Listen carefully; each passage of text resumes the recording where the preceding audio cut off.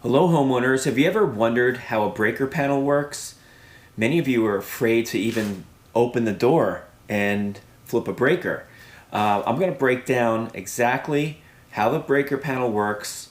You can see, and I'll show you what's behind the panel cover so you understand what's happening. You can understand how the circuits work and what each of these wires is doing.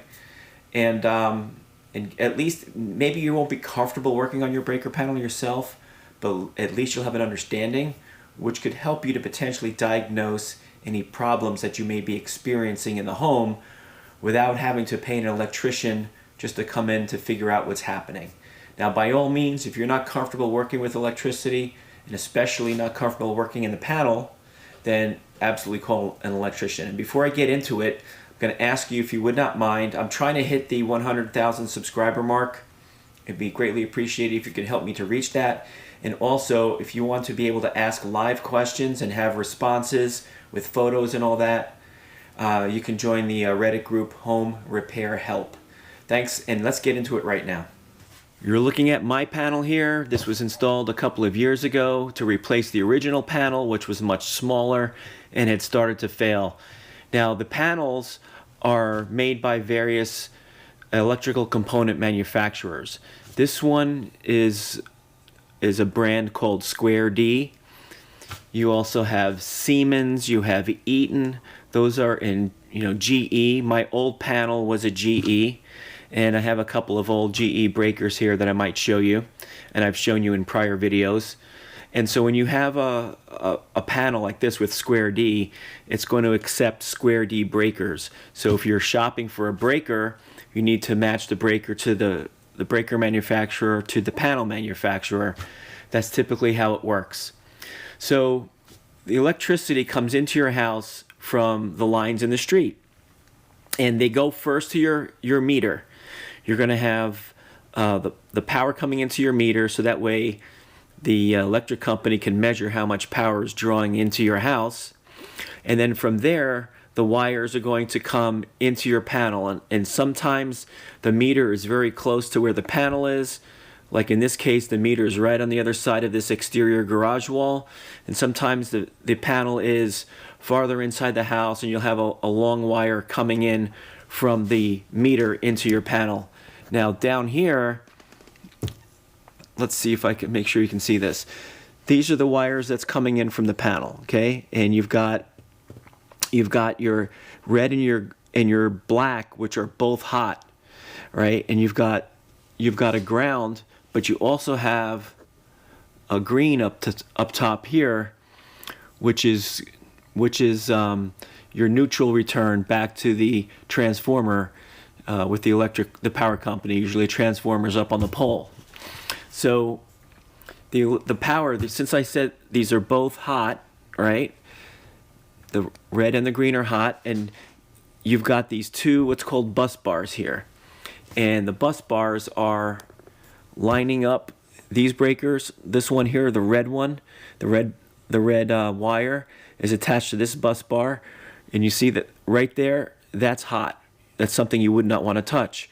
And then over here, you've got this bus bar here coming down here. They're not touching each other.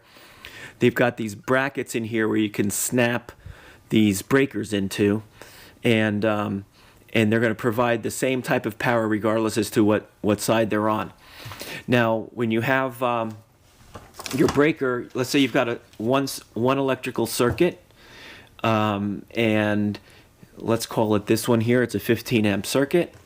You will have your wire, and your wire is going to have the black which is the hot, and the white, which is the neutral, and this regular copper wire, which is ground. And if those of you who know electricity, you're going to see inside this panel, you see some aluminum wiring in here too, because this house was originally wired with aluminum. And so your black wire would be going, you can see these here, the black wire would be going inside of the breaker. So right in here, you would wire this in here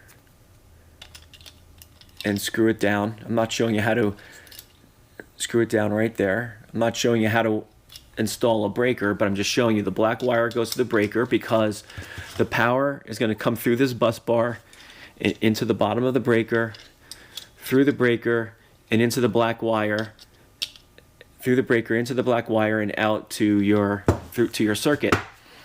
The white, which is the neutral, will be attached to the neutral bus bar, which was the skinny one here, or the ground bus bar, which is usually on the opposite side, would be the ground wire. Now this one is a shared neutral ground. They're both neutral or ground, so you can, and you might see here close up, you'll see, like over here, you'll see a couple of ground wires going there and a couple of the white wires going there. So it's a shared neutral ground, and then they go back out to the, like I said before, through that green wire, they'll go back out to the transformer.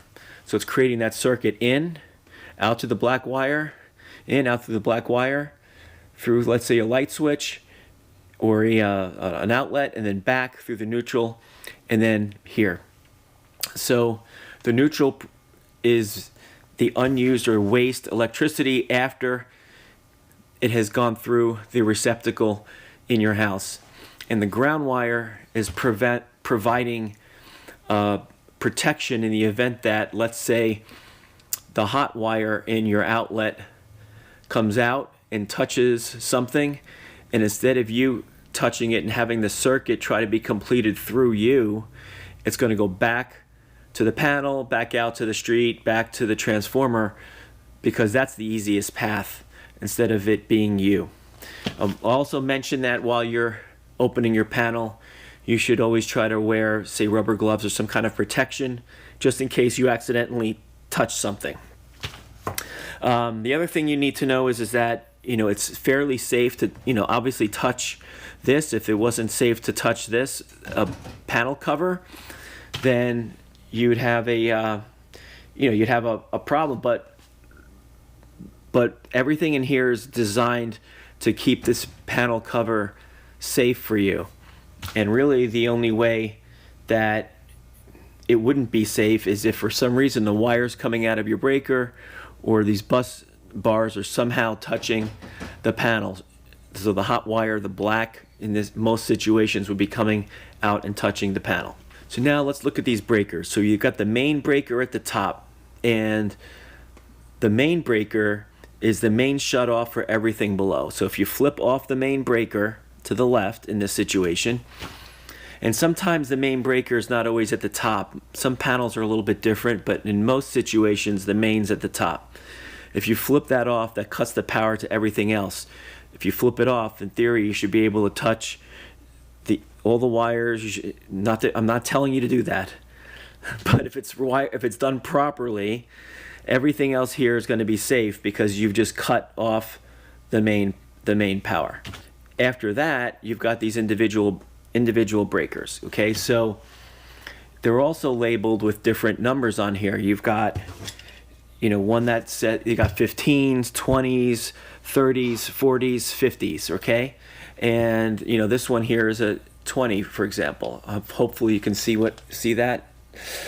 And so a 15 amp breaker is usually for lights, something that's got less power, and a 15 amp breaker can handle a total of about 2400 watts, and most of the time a 15 amp breaker would be for lights.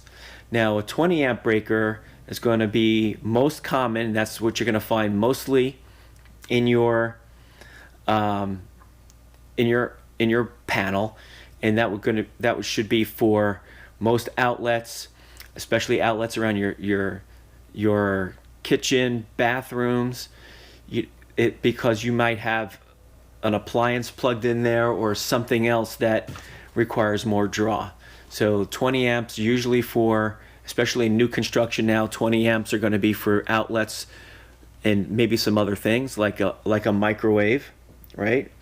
And like down here, number 11 is a 20 amp for a microwave. So 15 amps for lights if you're wiring a new house, because everything's LED, doesn't use much power. and you can also use a different wire for that, which we'll get to in another video. And we've got 20 amp for most everything else. So 30 amp, it could be for various things. Like in this case, this is going to be for my generator. The inlet from the power is going to be coming in this situation from the generator. You might have some other device that requires more power, where you'd have a 30 amp breaker and a larger gauge wire to go with it too. Like that's probably a 10 gauge in that situation. So then you've got your 40s, and in this situation, a 40 could be your water heater. If it's electric, it could be a something else that I'm trying to think about. A small AC unit, right? In this situation, this 50 is my AC unit. But if you had a small one, like a little PTAC, maybe it's a 40, right? This 40 here is my sub panel in the basement. So we've got taking power to a sub panel in the basement, and from there are more circuits feeding the basement and some other things going on the other side of the house. So that's why we had added a sub panel down there. And 50 could be, in this situation, my AC. Maybe you have an electric stove, something else, or even a large air conditioning unit, because my air conditioning unit is on a 50. So that's what you're going to see in your panel, and that explains why you see these different numbers here. And the higher the number, the more power is going through it to service a much larger device than what you would normally see in a regular outlet. So now I have a video that talks about why circuit breakers trip. I'll touch on it briefly here. And it's going to trip either because you've overloaded it. Let's say you have you might have more power being drawn through than the circuit breaker could handle. So let's say you've got a 20 amp breaker, but now you've got a series of outlets on that circuit, and it's really cold out, and you've got a couple space heaters on, and now each one of them is drawing more power than the breaker could handle. Then the breaker would trip. Okay.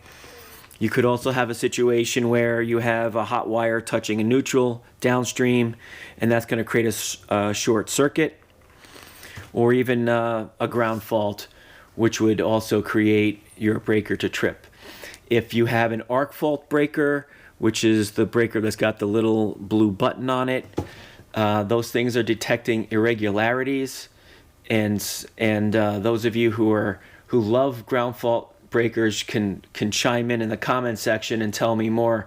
But what I find is that whenever we've installed, code requires the installation of ground fault breakers, and we find that they're tripping a lot, especially on microwaves, because the microwaves have these power bands where you can hear it running high and then running low, then running high and then running low, and those irregularities would cause an arc fault breaker to trip. And so a little hint there is, if that's happening, you set your power level on your microwave to the lowest setting, number 1, and that will usually fix the problem. Or you're going to swap out the arc fault breaker to a normal breaker like this. Okay, so that's why a breaker would trip. Now, to reset it, if you wanted to reset the breaker, you would flip it all the way to off and then to on again. Sometimes when they trip, they're not all the way on the off position. They're kind of regressing in the middle, and they're a little bit hard to tell that they've tripped. But you'd want to go all the way back to off and then push it to on again. And if when you push it to on, it immediately trips right away, now you know you've got a wiring issue or some problem downstream, either with one of the receptacles, you've got a break in your wiring, and you've got something touching something it's not supposed to touch, or even your device, if plugged in and on at all times, could be troubled. So if it automatically trips again, just stop and then go research the problem downstream, and that's going to be another video where I show you how to do that. Now, something else that is important is how to label your panel. Okay, so I may have to zoom in so you can see this, but we've got the thing labeled properly. And one of the other challenges that homeowners have is the breaker panel was never labeled properly. They do not know what controls what. And in older homes, they were a little bit cheap and would run a circuit through multiple rooms. And sometimes you've got, 3 bedrooms that have all the outlets on one circuit, and on the 4th bedroom, all the outlets except for one is on that circuit, and then the other outlet is tied to something in the hallway or whatever. So it's always good to properly label, and you're not going to have a lot of room to write everything. So you're going to give generalities here, and if your circuits are complicated, then you can write out in more detail on a bigger piece of paper, or even keep it on an Excel spreadsheet. And on a bigger piece of paper, you can get one of those little pouches. Your panel might have it, or just tape it here, where it shows you exactly what each receptacle is, and which each breaker is covering. Right down to the room, right down to the receptacle. And the other thing you can do is you can take your outlet covers off and your switch plate covers off, and on the inside you can take a black Sharpie and write the breaker number, whether it's 10, 11, 4, 3, whatever it is. You can write that on the inside of your plate covers on the back side. So hopefully that's another little tip for you guys. That way in the future, especially if this thing is not labeled properly, you'll know which one to cut off. So when should you call an electrician? First, call an electrician if you're extremely nervous and uncomfortable even removing the panel cover. Okay, you could do that. If you know that there's work that needs to be done inside and you're not comfortable, hopefully you're comfortable enough to flip the breakers on and off. You should feel comfortable with that. But if that's about it, then you should call an electrician, because we don't want you making a mistake and just kind of freaking out over the experience, right? 2, if there's a burning smell and you're not comfortable with that, you don't know how to figure out where that's coming from, call an electrician. And if you know if there's a particular breaker that's involved, then you can flip the breaker off before you call the electrician. If you're getting flickering lights, you can call an electrician if you don't know how to diagnose that. And I really do believe that if your panel is extremely outdated, that at some point you need to consider swapping it out for a new one. All right, what other questions do you have? I'll answer them down below in the comments section. And I would also ask you to join my Reddit group. Home Repair Help is the name of the Reddit group. And you can share pictures. I can see what's going on. I can respond to you there without kind of trying to figure it out based on the comments down below in YouTube. And I would appreciate if you don't mind, again, subbing to the channel. I'm trying to hit 100K. That would be great if you could do that for me. And this is another video in this Homeowner Electrical 101 playlist of various things that you might want to watch, how to wire an outlet, all these different basic things that are self-help for you that are easy enough to do, and I hope you can just watch the whole playlist as well. Again, any questions, let me know. Join the Reddit group. Thanks for helping and watching the video. I hope you have a great day, everyone. See you next time.